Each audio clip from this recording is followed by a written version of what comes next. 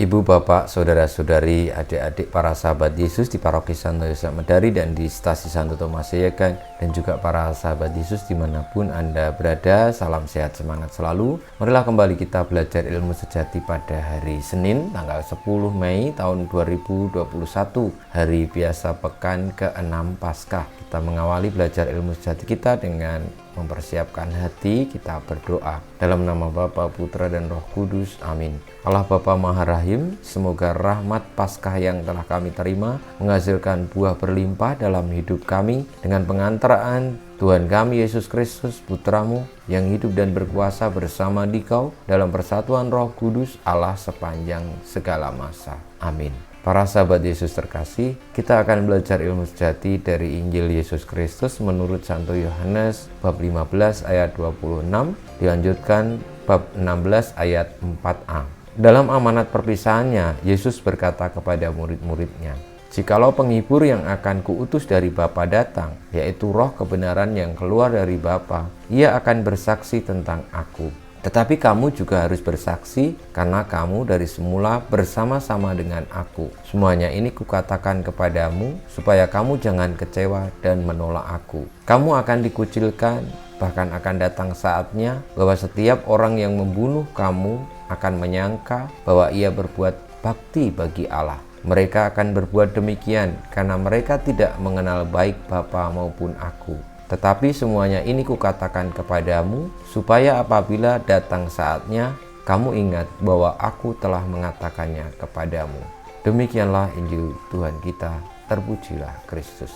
Saudara-saudariku, para sahabat Yesus yang terkasih, sabda Tuhan yang kita dengarkan tentang amanat perpisahan Yesus kepada murid-muridnya, bahwa ia akan mengutus roh penghibur yang datang dari Bapa untuk bersaksi tentang Dia, itu adalah roh kebenaran yang menuntun kepada kebenaran, yakni Yesus sendiri. Roh itu yang memungkinkan kita untuk mengenal Dia, untuk memahami yang Dia wartakan, dan juga taat kepada pewartaannya.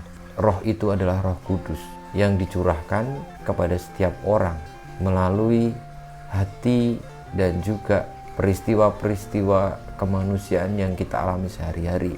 Bagaimana roh itu senantiasa menuntun kita kepada kebenaran, dan ia menuntun kita kepada cinta kasih sejati yang telah diwartakan oleh Kristus. Jadi roh itu membawa kita untuk terus-menerus hidup bersama dengan Kristus di dalam cinta kasih itu.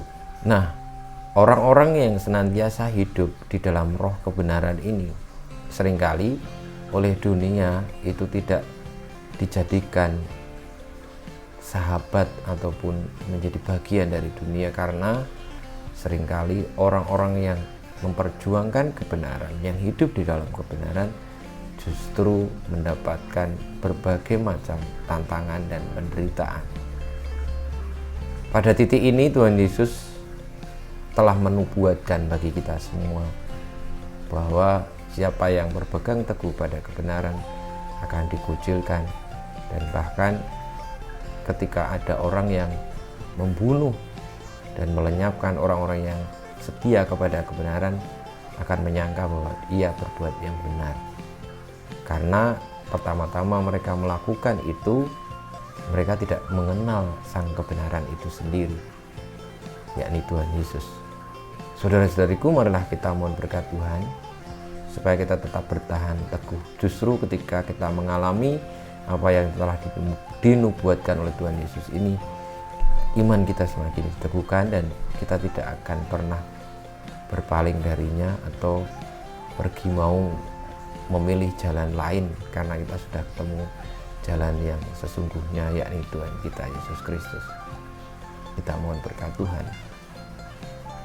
Kemuliaan kepada Bapa dan Putra dan Roh Kudus, seperti pada permulaan, sekarang, selalu, dan sepanjang segala abad. Amin. Ya Yesus, jadikanlah hati kami seperti hati-Mu.